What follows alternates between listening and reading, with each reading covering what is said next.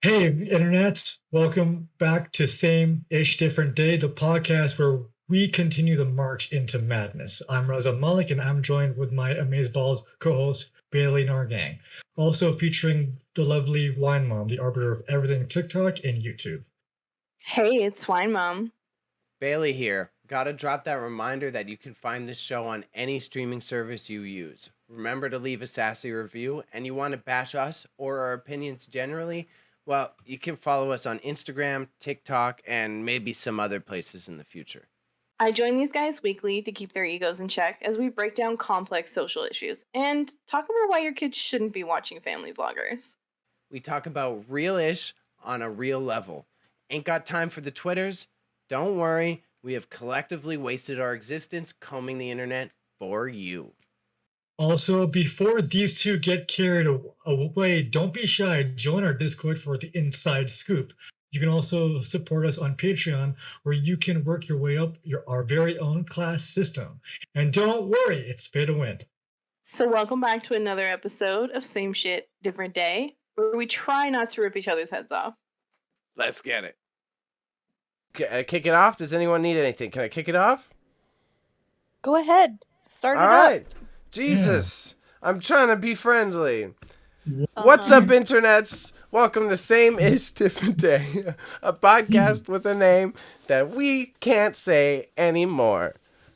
This week, Raza wanted to talk about adaptations, and specifically the plague of movie and TV show adaptations we have going on lately. So with so many adaptations taken from video games, movies, and books, one would assume they'd be popular and make tons of money for the studios, and everyone would get involved. Why are they failing, though, if so many people are interested in them? Does anime only work in its original form, and like these new elements and storytelling methods, do they get mistranslated when they're brought to live action? And what can showrunners do, or like show creators do to make these adaptations fine work? Like looking at the Halo show. So you're looking at the Halo show, something Wine Mom might not know. They went and looked at this very popular pre-existing gaming franchise and went, let's make a TV show of it, but not acknowledge anything that happened within the video games. I like how you think I don't know what Halo is. I'm just trying to make sure you're up to date on the drama, and I'm also, spoon feeding the listeners here, bro. I'm trying to drop the hints. So, Wine Mom, you indulged in Cowboy Bebop recently, so you're definitely caught up on the adaptation train. Yeah. Starting with Raza's first question, why do you think some of them, like that show, are flopping, even though they could potentially have so many people interested in them? Why do I think that adaptations are flopping? Yeah, because anime, right? Does anime work live action? Is that the issue? Or is it that it's like the people don't want to show up for these crappy interpretations that's brought to live action? Like, we're not there yet either cinematically, or we couldn't be there yet like story-wise, right? Right. I mean, I think adaptations, like if we're talking, because I really encourage, if anybody wants to know my opinion really of Cowboy Bebop, I encourage you to go and look for one of the episodes where we talked about it. But I truly believe the reason why the adaptation, something like Cowboy Bebop, is failed is because they're pandering to the wrong audience, I think, is the big thing. Because they had the opportunity to make that so much better, but instead they were like, well, there's like a huge chunk of people who have no idea what Cowboy Bebop is, so we'll just wheel them in with this mediocre show, and then all the people who love Cowboy Bebop will watch because they love Cowboy Bebop, and that's how we'll maximize our numbers. Instead of thinking about people who genuinely care about that content and would want to see something done the right way. But again, like, if you ask my opinion of Cowboy Bebop, I've given it, and I feel like it was still a good adaptation. It just fell short in some places. So then, to like just build on your opinion first before I bounce off. Hmm. Do you still feel comfortable with the amount of like adaptations that are going on recently, or since like because you don't like superhero movies all that much, so Right. what's your opinion of like movie adaptations as a whole? So I've talked about this a lot with Panda. Yeah. Like I've talked about it a lot. And I kind of low key hate adaptations. And like because I feel like content what maybe not maybe I shouldn't say content creators, but like Hollywood has just gotten really lazy and they're picking the same popular thing and they're just kind of like running it into the ground. Like cuz if you ask me about superhero stuff, right? Like I have very strong opinions about superhero movies and content because I feel like none of it is good. There's aspects of it that are good, but it's not genuinely good because I feel like we're just reusing the same story and slightly changing it. And Mm-hmm. it's like it's for me I'm like I'm bored of this. I don't find it entertaining anymore. Like we're literally just it's like watching 12 kids paint the same lion in class. And we're like, "Wow, this one's great. Oh, wow, this one's also great in its own way." And it's like, "Okay, when are we going to see something new and different?" You know I what I am mean? starting, yeah, I'm starting to feel very similar overall. But Like first off, I want to toss it to Raza, mm, building on that. Like, Raza, what was your franchise that you were looking at that brought all these topics to mind? Halo. Basically, I was watching the show and I was like, um, it didn't like it doesn't need to. Not everything needs to be adapted because it's successful, right? It doesn't mean it's successful in one medium. Doesn't mean it needs to work in another medium. You're just shoehorn. Or you're forcing something to make sense to an audience that has never experienced this uh, in the first place, right? So, like what Weinmont said, I think all these shows are catering to the wrong audience, and mhm. think they think that audience, the broader audience, is going to come back and watch those animes, but in fact, that they're looking the actual people who watch the shows and know the difference between in this case Cowboy Bebop from the anime and live action is that certain elements don't work in live action and they're Yeah. able to work in the cartoon or the animated version because there's more for it's the story wise elements wise you're able to tell it much easier, but then once you bring it into the real world you have these limitations. You have to ground everything. Halo, I find Halo can be groundable, but not the way that they're doing it, right? So Yeah. even for Cowboy Bebop, right? The anime was it did a good job at emphasizing the the the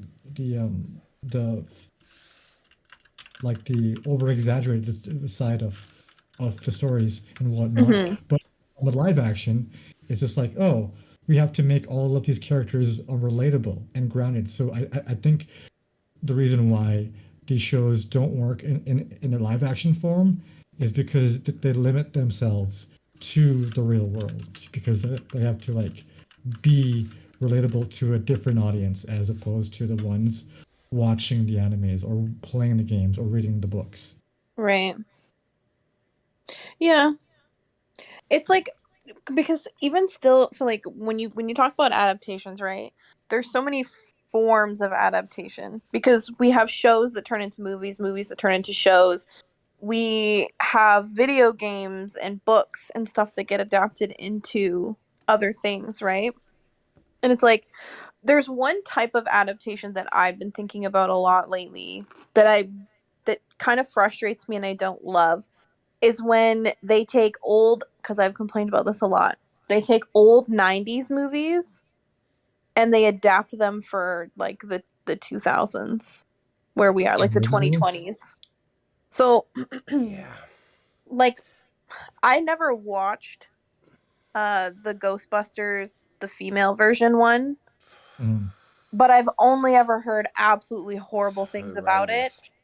And for me, that's so upsetting because instead of just making a good movie, you made it all about gender roles.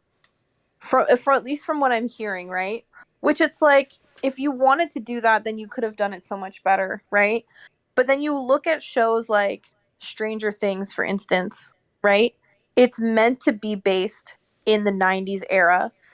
And if you ask me, that is low key an adaptation of like 90s TV that we would have watched as kids, but it's done the right way because they create a new story, they create something that feels modern but also still gives the homage to like the 90s. And I feel like our generation now, right? We're so nostalgic that a lot of these directors are just trying to appeal to that aspect because they know we're going to go and watch it. They know we're going to pay to see something from our childhood redone, right? And yeah, That's and so. often, That's yeah. So I anyway, you think go, Bailey. I think you are exceptionally correct there. Then here's the Oh. big Bailey butt. Here's the Oh. big Bailey butt. Oh. Okay, Here, okay. I Here we think you're go. exceptionally correct there. But the big Bailey butt, that is like, I think the adaptations and that nostalgia capitalization is like the part of the conversation I get confused by, because you're right. Like remaking those 90s movies and the shit that was already successful is like an easy sell. But Mhm. there's like when we're talking about like Spider-Man, Drake's Uncharted. Drake's Uncharted. They just turned that into a movie, but that's not going to translate into everyone who played the video game now seeing the movie, or like all of the boomers wanting to watch Right. it. And like, why is that connection not the same as the one that you just described? You know what I mean? Well, because one has this intense nostalgia. That's why. Because like if you think about it, it's like when Toy Story. Do you remember when they had the third movie or the whatever movie of Toy Story? Everyone was going so crazy for coming out. I can't remember Yeah. which one it was, but everyone was like, "Oh, my childhood being relived," and like everyone online was like crying and so excited and so happy about it. And I remember seeing it and just being like, "This is the cringiest thing I've ever heard. I'm not participating in this at all. I think this is Mm-hmm. so stupid. Like, this is not a part of my childhood." Like, I watched it and it is a part of my childhood, but like, I didn't feel connected, and instantly I felt like, yeah, this is just a money grab, right? And especially like when you talk about video games, so if you want to move back over to the video game niche, right, when you're saying like how these video games adapted into movies and TV, they're not working and we're not understanding why, right? It's because Yeah. most people don't play video games. Like, I know there's a big culture, like if you're an online person, there's a huge culture around video games, but if you like go into your circle of friends, right? If you go into your big wide circle of friends, how many of your friends do you know are playing these niche adaptation games? Usually not very many, right? So it kind of like falls See, we short that thought way. that. We thought that. Like, I don't think you're wrong either. And then at the same time, though, we thought that with comic books, and then comic books became what they were, like comic superhero movies. Like, we're like, oh, not that many people actually read the comics, and then it's like, Well, that's the thing. Not no. Like I hear you. I agree. Let me so just do say you I think? agree. So do you think the greedy rich people think it's that pattern that they can repeat? Is that what this is happening? Is that what happening? They're trying to go, Yeah, oh, this weird thing called comic books worked, so if we just keep trying to fucking poke the bear, Yes. one of them's gonna go. yeah, because because now like if we're doing gamings, a bunch of game companies have created their own entertainment division. So now Mhm.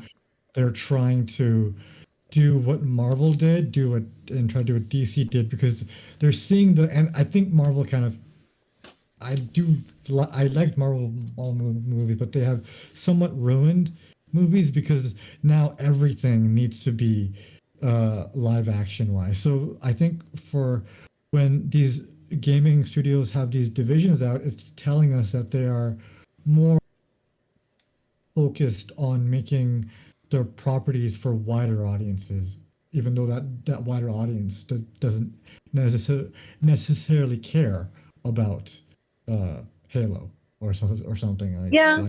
like. So Okay. I think they're like I think the reason why the comic book movies worked is because it was one of the first times, right? That sort of like franchise developing was happening, and now video games are trying to capitalize on top of that, but it's not working because we as an audience are tired of these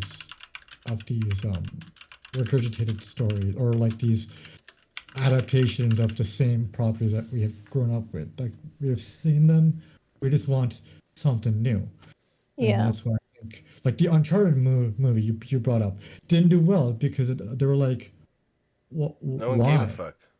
Yeah, why does this? Yeah. Oh, Tom Holland is a hot star right now. Fucking let's do it. But it's the people who I think it's gonna serve the people who it serves, right?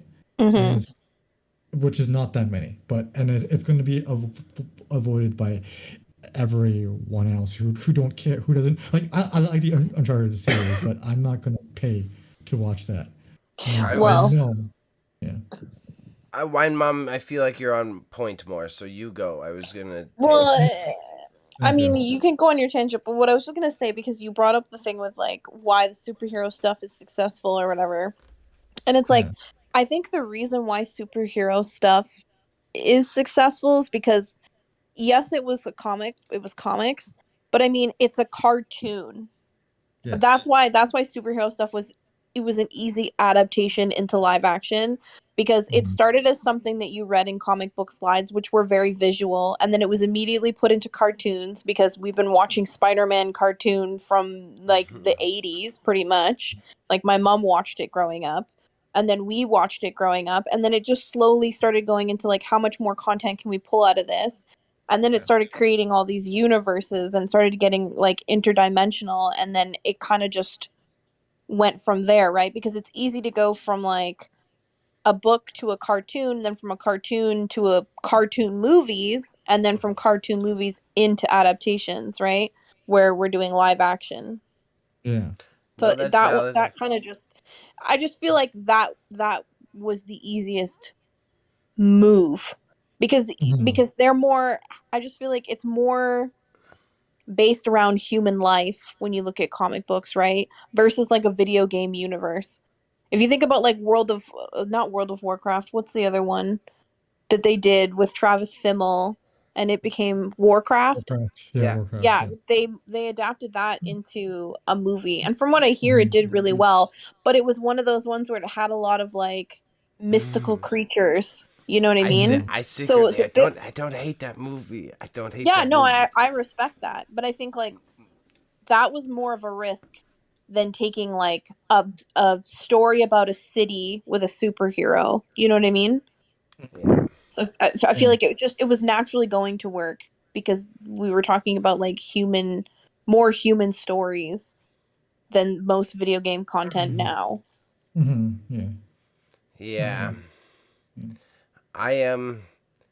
So then my tangent does fit in because that's a good summary there. Then my tangent is I think part of the issue is also like a critical lack of understanding of not necessarily like celebrity but popularity. Like everything's Yeah. focused on a micro level now. Like you should be focusing on the people who like this or like that rather than like I'm gonna make the Flash TV show, but it's for everybody. So try to tune in and enjoy, kids. It's the same Yeah. thing Yeah. every week. Like I think there's a That's critical what lack of understanding of what the individual audiences want.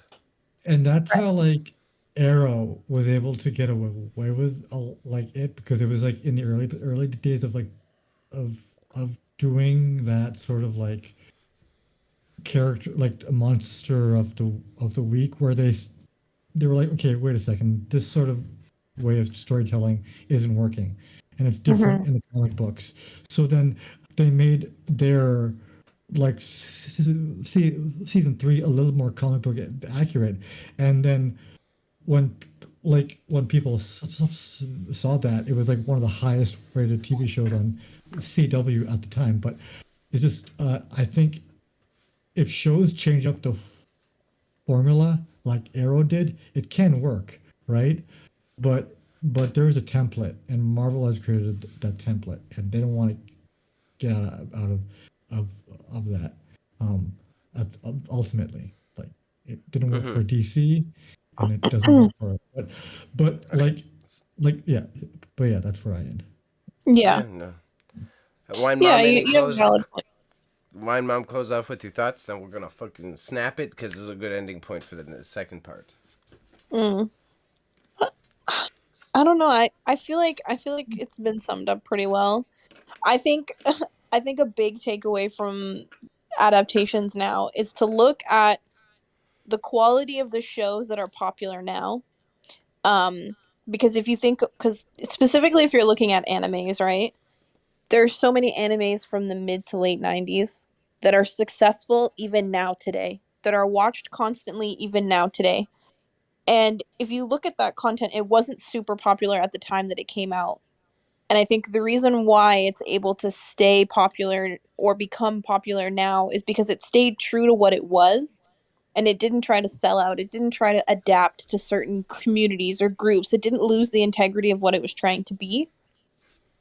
And I think Okay. that's something that we need in television now, because it's okay to make something that's not wildly successful but appeals to a group that can withstand time and be popular longer than something that is cool right now, makes you a bunch of money, and then everybody in 10 years says, yeah, it was kind of a sellout thing.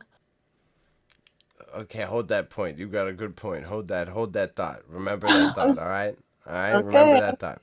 Okay. So, am I the asshole? Cryptocurrency gains.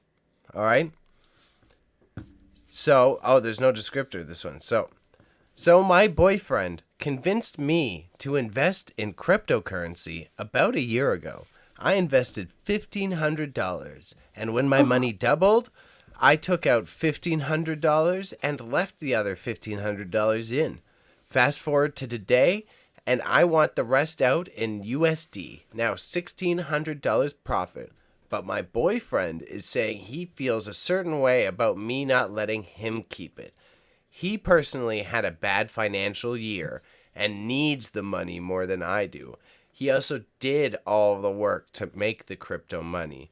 So, am I the asshole for wanting the profit, or should I let go since he needs the money? Go ahead, boys. Well, I think Um, she should keep the money because I think crypto he's is a dick either way. I think he's a bratty. He sounds like a Chad. yeah. So keep the money, Queen. Mm. Yeah. I think it's If fair you to have a well, conversation about it. yeah. Sorry, so I think it's fair to have a conversation about it, and I think it's fair to have him say that, like, look, maybe I deserve a little bit of tax because I did the work, but if you're asking someone to put their money into your scam, and then they're saying they want their money back, it's like now you're saying like, no, you owe me the money because I made the scam. Yeah. So Mm. keep the money. So she's not an asshole for wanting to keep her money. That's the whole Her point of money. Yeah. investing, Her right? When money. you Yeah. right, when you invest, it's they that's the whole point. You're supposed to earn money, earn interest, get money back on your investment. That's the whole point of it, right? Regardless of whether she needs the money or not. So like, is she an asshole for wanting to take her money? No. But if we're going to look at the morality of the situation, you guys know I'm very pro woman. Like, do you, lady? Like, snatch your bag, whatever is good. Like, do you?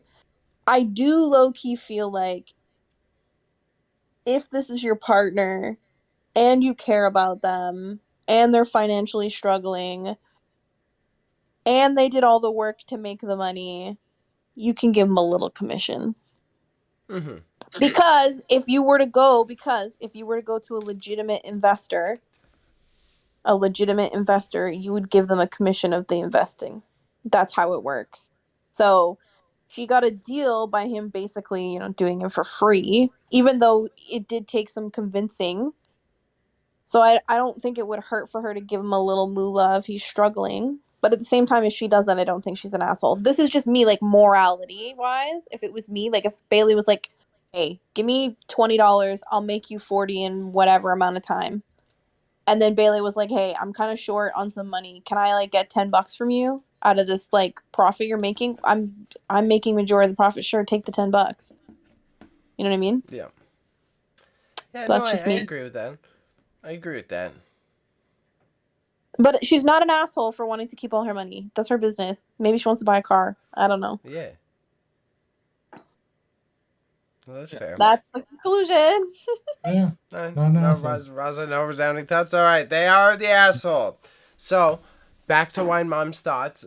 We're closing off about adaptations in the second half, and it's why are they hard to make, right? So, why are the adaptations so hard to make if there's so much source material to draw from, and so much history and a community and culture built around that lore or fan base or whatever it were? And how should a movie studio or whoever is producing the film get involved to make sure that they don't make a unfaithful, like, because The studio gets involved too much, they start to make unfaithful decisions. So, what should a studio do to not make those decisions? Should they give more creative freedom to the person creating it, or should they have at least one hand tied behind their back? That's essentially that's a great the summary. question. Thank you. You saved my ass there, bro. Thank you. Problem. So, Right. fucking building off of Wine Mom's point, then I kind of very much support Wine Mom's previous point of like not necessarily staying 100% factual, but staying true to the source material and community that built it up will help reinforce that, and then how you manipulate it from there can be a bit more organic. Am I misinterpreting Wine Mom? No, you're right. Because we actually specifically talked about this when we talked about Cowboy Bebop. Because I specifically mentioned there were certain aspects of it that they left out that I absolutely hated, that was so upsetting to me. And I was like, what is the point in doing this? You left out some of the best scenes to create whatever it is you created. But then they also took some liberties that I felt like improved character personality and character story and added more depth to certain things that I felt worked for an adaptation, right? But again, it's like I feel like they took on a lot doing Cowboy Bebop, so I feel like it's not fair to pick on that show a lot, because Cowboy Bebop requires you truly to expand your suspension of belief, right? Because it's a sci-fi show from the 90s, and like there is a lot of stuff that you physically cannot do unless you rely very much on special effects, right? So budget, time, all that kind of stuff matters. But I will say the thing with doing adaptations, because one show that I think did it really well, and I know a lot of people have a different opinion to this, but The Walking Dead. The Walking Dead is a comic book TV series. It's an adaptation from a comic book series. And I think what you can do to make something like that successful, because depending on how you feel, I mean, go ahead, Bailey, you're going to say something. I know you want to. No, because I think The Walking Dead is a good example of them changing through it. Because the first few seasons were great as they stayed more faithful to the material and like worked with the homie who made the comic books. And then Right. as they started to cater to like the movie making needs and cater to the fucking fans and then make extra like fan spin-offs from it, that's when the general interest or the general like integrity of the show is kind of lost after they broke away from that like focus on the source. So that was something. So that's where I was going next. Is that the reason why I think The Walking Dead worked is because even though they did stray from some aspects of the comic book series, they did it with the support of the person who wrote the comic. So what I mean by that is, like, if you're going to take a comic book series, because really, in all honesty, if you're going to be adapting something to TV, yes, there should be some form of changing because it's not your intellectual property. You're trying to make something different, right? While using like basic direct reference, right? But there's certain characters that weren't a part of the show, that are a part of the show that weren't in the comic, and there's certain storylines that didn't happen in the comic but happened in the show. But they worked because they worked along with the writer of the comic, which means they were able to stay true to how the characters would respond, would react, how they would adapt, how those things would change from the comic book, right? So basically what I'm saying, how can these companies make it better? By working directly with the people who are creating the original content, giving more room to like actually learn the characters that they're trying to adapt. You know what I mean? So, Raza, do you have a good point? If not, I have a funny thing to point out. I got a good fun Well, fact. I'm just thinking of the parallels between Walking Dead and Game of Thrones, where they're like, when they stray away from the source material, the end product kind of suffers. So Mm-hmm. look at the ending of Game of Thrones, where it's like Yeah. the book wasn't done, but and they had to somehow take what he wrote and the outline that he wrote and make it into a show, and it didn't turn out well. And I think the same thing happened with The Walking Dead. Is Yeah. when if it's when they strayed too far away from the source material, where they started to make their own sort of judgment calls and be Mm-hmm. like, "This is how the character developed." Like it's not true. So the example that kind of and we're still early on in his life, but it's The Witcher. That's what I like. It's like it's one extreme of like a network giving complete creative control to the showrunner, and then for Cowboy Bebop and Netflix doing the exact same thing is Mm-hmm. just I think the reason why The Witcher is working is because it's easier to to translate that stuff over. But again, I Cowboy Bebop could have worked if they took liberties where it was needed to take it. Yeah. Like Yeah. it, like it could have stayed not. It could have been grounded. It could have been ground. It could have been realistic. It could have been more uh, character driven because it's old live action. But I think they were like, we're trying to make it very close to the anime. We're trying to become anime the show 2.0. And The Witcher is sort of not doing that because I noticed they're taking very liberal liberties with like the second season. But yeah, what's your tangent, Bailey?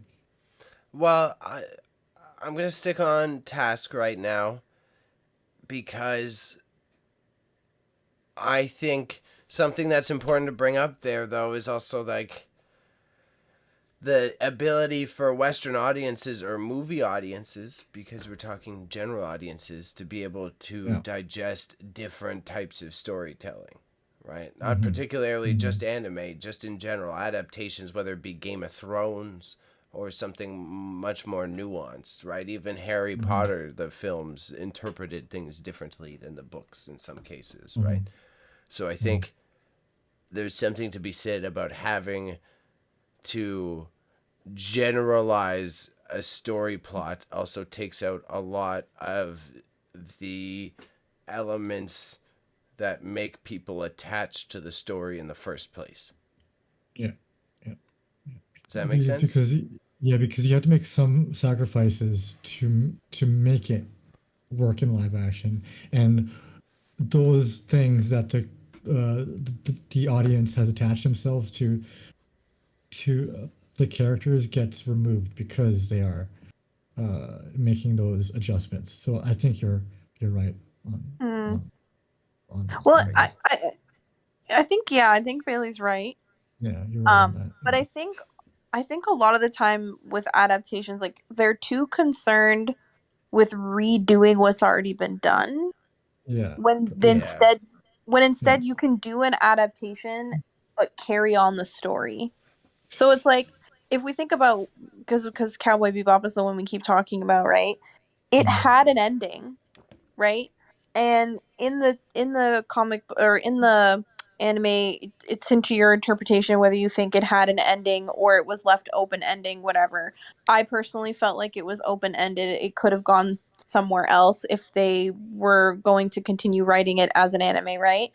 Mm-hmm. But why couldn't, when Netflix picked up the adaptation, why couldn't they have just taken the characters, made the characters really good, and just started a new story? Because then you're still adapting, but you're giving something new, so you're leaving room for you to have creative liberty, but also still stay, I guess, on task. I mean, Does that make sense? you're asking the question that I've seen many other people ask, and not just the Cowboy Bebop, but like for everything else. But like, Mm-hmm. why are you moving away from this when you have something there? Just build on that, right? You Yeah. don't even need to take like it isn't okay. Halo, I don't know if it's gonna work there because it's like I don't know what the fuck they're they're they're doing there, but like, uh, I think if Cowboy Bebop was done in a way that we're talking, and we're like, okay, you have the anime there, there's a template there, build Mm-hmm. on that, right? Use the character development from the show and bring it over to live action. Right. Step one, you make them more tangible, more realistic, because people who watch the animes or the anime will see this and be like, okay, that's that they're hitting the story beats correctly. The general audience won't know the difference. They'll assume that's how the, they behave. So I think if they stuck within that sort of template that's created from them, then it and they can make something work. But Right. that's not a thing. Well, I just feel like people, I feel like with adaptations, they're a little bit, I'm not a director, so I don't want to be mean, but I just feel like adaptations they're just lazy. Because it's Yeah, like, in the situation of like with Cowboy Bebop, if they really wanted to like carry on, like redo some of the scenes in the show, they could have easily taken like the last 2 episodes of the anime, made them into one episode, and then continued the story with their own story. But yeah, instead, they did things where they removed a character that had a huge chunk in the story. They added weird things that didn't make sense. They created conflicts that didn't feel like would be real conflicts based off the characters from the anime. They left out specific scenes that really set the tone for the show, and it's just like, even with all the yeah. good things, you left out the drastically important things. Yeah, and like I think one of the biggest things is they try to. I think Bailey brought this up, but like they're trying to westernize these shows to Yes. make it more accessible for a Western audience. So Cowboy Be like watching the 2 episodes you both recommended to me. I was just like, so this makes sense Mhm. here because Mhm. of the audience watching it. Like the Japanese people have a certain sort of viewer of like a view of this than my two white Mhm. co-hosts who love Cowboy Bebop. So like even then, like there's two different sort of views you're watching it. But like when you're taking something that's for a different culture that has been has been brought up for a different culture and making to live action, you're gonna have some weird translations brought over because people won't understand it, and that's why I Yeah. think Halo is working for the mass audience because it's the Western shit. It's like the fucking we know what's going on because we understand this. But for like Cowboy Bebop, even Ghost in a Shell, and another one, but it doesn't work because it's like they don't know how to make it uh, digestible for a Western audience. Yeah. You're right. I have to agree. So the fun fact of after Wine Mom's hot take, right? You just said Mhm. adaptations are trash, right? I'm not putting you Okay. on the spot, No, I don't. Yeah, okay. but no. Well, I sorry, said it's not. lazy. I said they're lazy. The people who are making these adaptations tend to be lazy. Not always, but you can see where they're being lazy. Okay, Dave thank you for Foley catching me. is coming for your neck. Sorry. You know, I trying to deserve get me that. canceled. So, your favorite film is an adaptation. I know. Why is that a good one? You know, The it's Shining, by the way, the internet. The Shining. The Why do you talk Shining was a slow? book first. yeah. Okay, so that's a really hard one to talk about though. And I literally just had this. I don't know why my life is paralleling. I literally had this conversation with Panda. Oh, I don't know, maybe like 5 days ago. We talked about this because he brought up the fact that like so The Shining had taken a lot of liberties when they filmed it, right? But the reason why the adaptation of The Shining works and why it's so good and why it's so loved, specifically by myself, is that it's not exactly like the book. Obviously, we all know this because there's a lot of aspects that don't line up, but it's about the lore that comes with that movie. So I'm sure people have heard about the documentary that came out after The Shining, which was like I think it's room number whatever, which is the room where he has where they're not allowed to go during their stay. There's the one room they're not allowed to go into. Why have I watched this movie 500 times and cannot remember the title of the documentary? I apologize. But if you think about it, there is a lot of controversy around Stanley Kubrick as a director, right? So he kind of took this story and then used it to kind of tell a biography about himself in a weird way. If that's making sense to any of you guys. So basically, like, there's this theory that Stanley filmed the moon landing, right? That he was the one who filmed and directed it because the Americans were trying to beat the Russians to space, and that's why they did that, right? Mm-hmm. And there's a theory that Stanley was offed by the government, right? So that's why that movie, it's developed its own lore and it's got its own depth. So that's why that adaptation works, because people are aware enough to realize that things were changed, but they were changed on purpose. Like there was a motive for those changes. It wasn't like Stanley took this and was like, I'm just gonna be full doing whatever it is that I'm doing. You know what I mean? He wasn't doing it to try to appeal to a different audience. He was doing it to build and create a story behind a story. If that even makes any sense. I know I've just rambled on. And I don't know. okay, so you rambled on, but so get in there, Raza. I don't have a go. Okay, because just to add on, well, to complement my mom's point, adaptations nowadays are based on theatrics. So like, how one to one the spaceship looks to the one in the comic book or the TV show, or Yeah. how the character looks one to one, or how their hair is, right? But for The Shining and all those adaptations of like The Exorcist to come out, they didn't really have time to worry about those or to really focus on those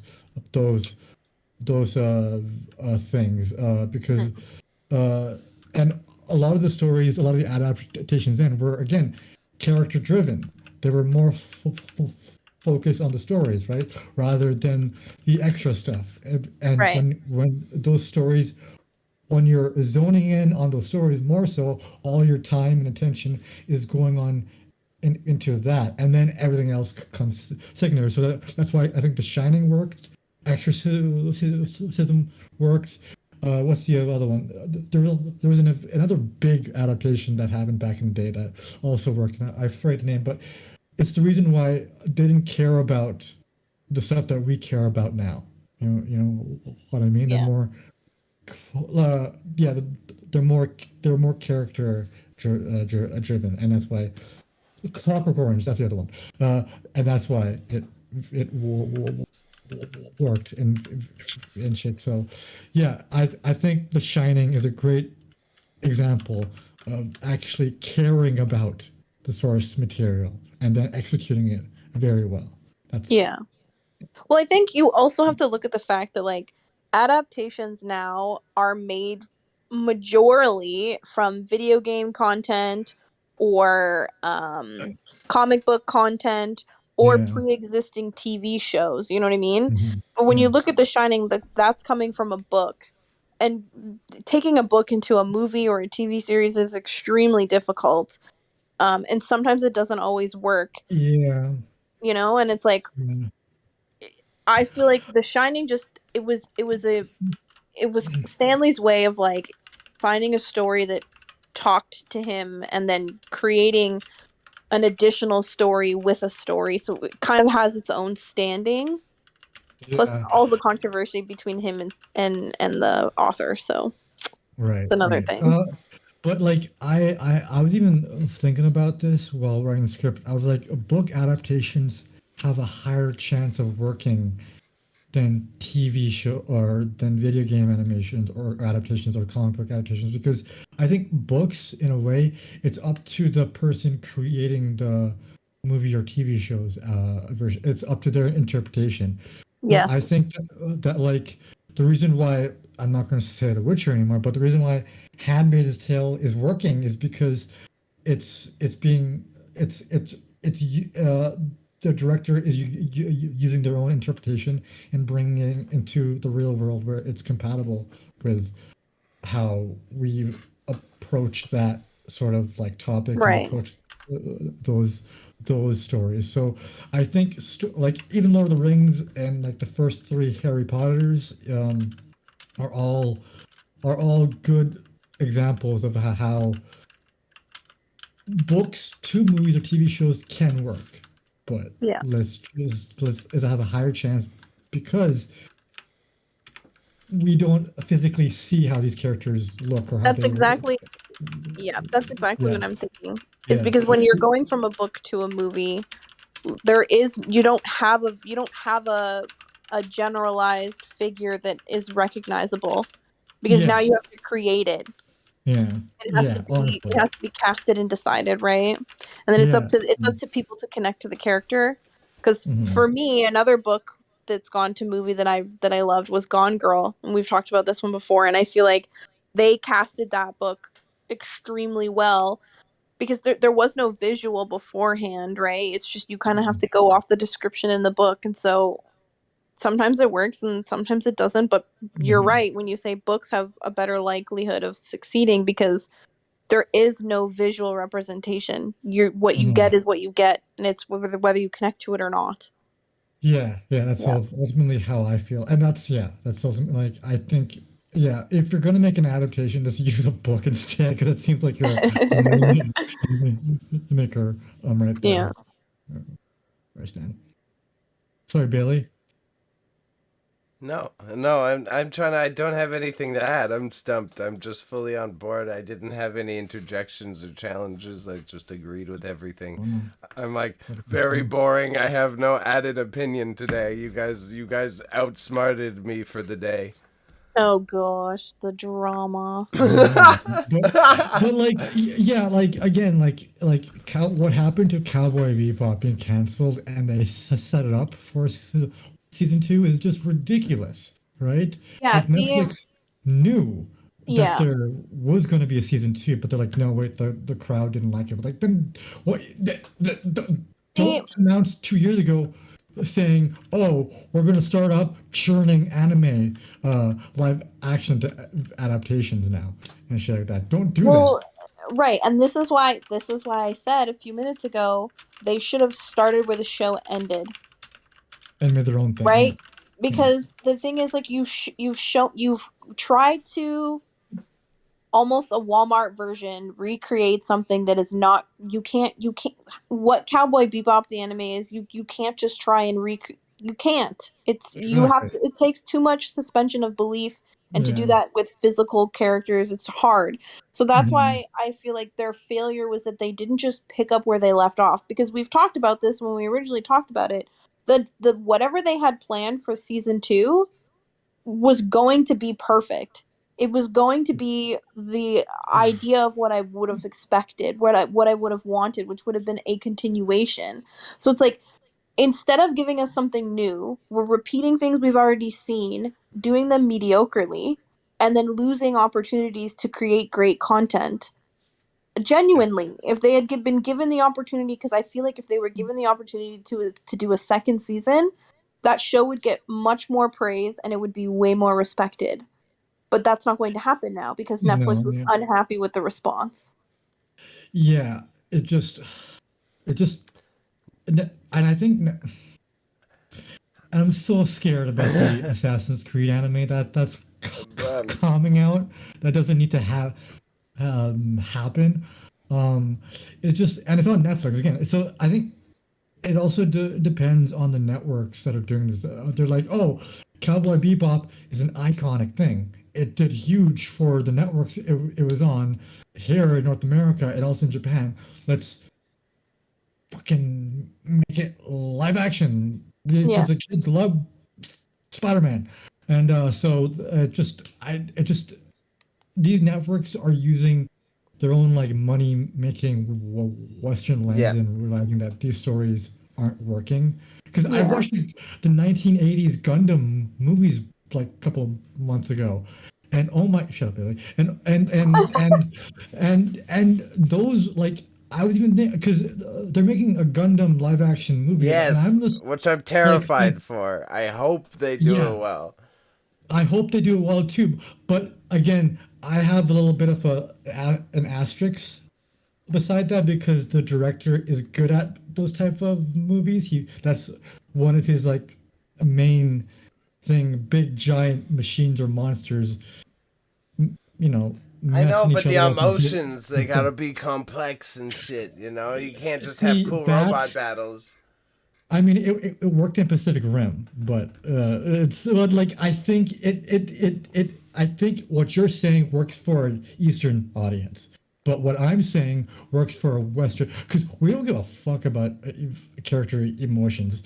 None of our top grossing movies are character-driven movies. They're just big ass Michael Bay blockbuster flicks. You know what I mean? We're Yeah, all I about guess.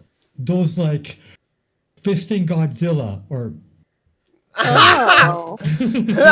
Oh, but okay. but I mean, fighting Godzilla or giving Zack Snyder a 4 hour like thing about his superheroes. That's what drives, and I think it's like a commentary on us as a culture, but that sort of drives our taste as movies. I think we're getting over it now, uh, but to Bailey's point, because Gundam it balances the robots bullshit and also the human emotions like 50-50. And if we have a culture, the Western culture, who's just like, let's just do explosions, who cares, right?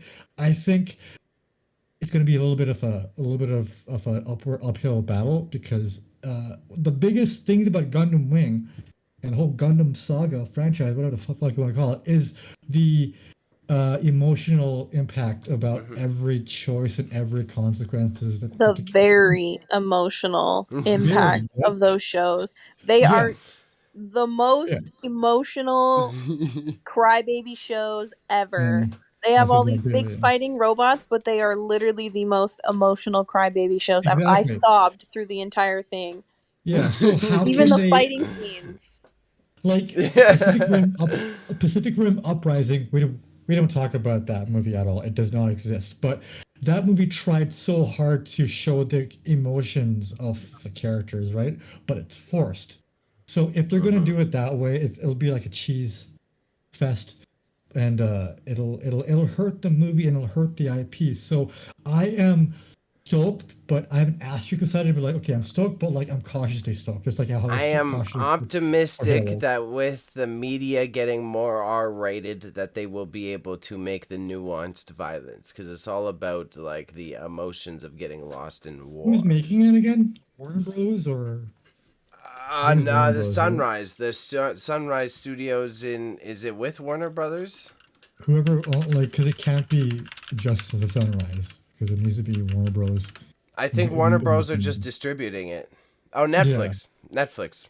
Oh it's gonna be shit. god. It's gonna be shit. So it's gonna be shit. Then Don't say that. Don't I say did that. not know. Bailey, my opinion on this game, on this movie, was based on the fact that I thought it was coming out in theaters by Warner Bros. That was where I was basing it from. But I don't think it's going to be like that anymore. So, It's supposed to still go into theaters, supposedly. oh, okay. Supposedly, it's supposed to also be released in theaters, but What are you guys' thoughts? What? yeah. So no, we'll stop here, and we got the tweet of the week coming up, but since we had a good rounded discussion here, I'm trying to figure out a good way to summarize it, because I think we all expressed a resounding opinion that you need to either work with the community or the creator of the source material if you're creating a faithful adaptation. But Yes.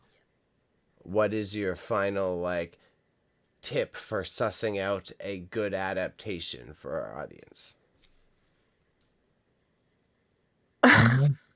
That's intense. So I can't really tell you how to suss out a good adaptation. But I would just say I think the note is more so to the creators of adaptations. Right? And I'm going to say to people who are directing, writing, picking adaptations and doing that stuff, even young people who are creating short stories based on these things, I truly encourage you to learn the core of the characters and create your own stories as a continuation instead of directly trying to recreate something that was already done right the first time. That's what I think should be moving forward with adaptations. Learn the characters, create something new that is your own, and then it's less likely to fail when you are creating your own thing versus just trying to recreate somebody else's story with your own biases and your own thoughts and opinions on how those stories should be viewed. That's why just continue it. Don't try and redo it. It already worked the first time. Leave it alone. I mean, no, why, Mom? They have to see physically how the No. actor is smiling. They have to physically see it. No. I don't think so. No, that's cool. No, I think just the reason why things work in certain mediums is because they are in certain mediums. Does not mean you got to take it out of that medium and bring it over. It doesn't work out. So, and Wine Mom is a little bit more of a optimistic in this. I'm just like straight up, don't do it. Just come up with your own ideas now. We have enough adaptations till the cows come home. So why do we need more? You know what I mean? We need new IPs. We're like literally nobody's making anything original anymore. It's either reboots or adaptations. So I'm like the guy that's, again, Batman is my favorite movie right now. So who might I talk? But I think, but again, if it works, it works, right? Yeah, it is what it is. But like 9 times out of 10, it won't work, right? 9 times out of 10, and we've talked about how it's not working. So you're just going to damage the branding of the franchise that you're making if it doesn't work. And know your audience.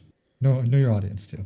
In other words, no more superhero movies, please. There's too many parallel universes. No. It's getting boring. No more superhero movies. Sorry, Bailey. That's what we're ending on. No more superhero movies. Give me more sci-fi, aliens. I'm interested in more weird, nuanced things. We are in a future world. Let's do more futuristic stuff. Okay, thank you. Oh my God, Raza. This guy didn't censor the tweet of the week at all. He did not censor the tweet of the week. You'll survive. Yeah, it's totally fine. It's totally fine. Okay, you ready? Wine Mom, I'm going to flash this on screen. You ready? Okay, the tweet of the week is... I don't know what to do with my hands while getting my DS, so I do Counter-Strike reload animations. Okay. That guy, at this point, if that's what you're doing, sir, you are too immature to be having sex, okay? I mean, he's doing it, so. You don't, well, he Well, doesn't that's not a if good that's your argument for it. If that's your behavior, you do not deserve a BJ. I'm sorry. Oh, guys, you guys are just too serious. Too dumb. I'm out here going list like, what do I do with my hands and stuff? Like you know that You The- gotta the- you gotta No pose fucking way. awkwardly, Raza. You gotta think of yourself like Fabio. You gotta just like I'm gonna No. cancel sit you on- guys right no, now. just like American Psycho where he flexes and stuff. That's like Yeah. that. How There about we go. this? How about this? How about this? We're gonna talk about this in the after show. So this is another moment where we encourage you guys to hang out with us after we record because Bailey and Roz are gonna tell us what they do with their hands when they get BJs. Thank you. Anyways, so just to close out the podcast, guys, hit me with your favorite Stanley Kubrick movie. Yes. And if it's Yeah. not The Shining, you're canceled. Mine is 2001 Space Odyssey. A Space Odyssey? Okay, Yeah. I'll allow it. Not a bad Thank you. choice. Not a bad choice. So thank you for watching, kids. If you want to What's yours, download baby? this, you want to subscribe. What? Well, What's I got my. yours? I thought you meant the audience. I didn't know you meant me. I thought you meant I like meant tell me you. a Stanley Kubrick movie. Jeez, Bailey. Is he the Apocalypse Now man's? No, he's not the Apocalypse Now man's. Yeah, that's, So Space the other night. Odyssey. So Space Odyssey. Not Clockwork Orange. Clockwork Orange is up there. I admittedly haven't watched it enough. I need to go back and revisit it. I will not bullshit like I remember it very well. So I need to go back and watch a Clockwork long Orange. time ago. Yeah, I was just like, Oh, Space gosh. Odyssey, I Shut remember up, people. vividly. yeah, great movie. Anyway, catch us next week. Hang out with Appreciate us during the live y'all. show. Goodbye, suckers. Outro's on, bye. Thank you again for watching us badly talk about these topics. You can follow us on Twitch, Marching Into Madness, all one word, no space. On the gram, marching_into_madness. And on Patreon at patreon.com/marchingintomadness. And again, on Le Discord at Marching Into Madness. Join us, and Bailey will pay you 10 whole Canadian dollars. You can follow Whitey over at gnarly_media on the Insta. You must definitely follow the life of our whole podcast, Wine Mom, at X Wine Mom X, because the year's 2002, and we still have the X in our names. And me, your favorite brown boy, at _r.r_malik_. Thank you for the third time. We love you. Drink some milk and be healthy. Remember, kids, say no to school and yes to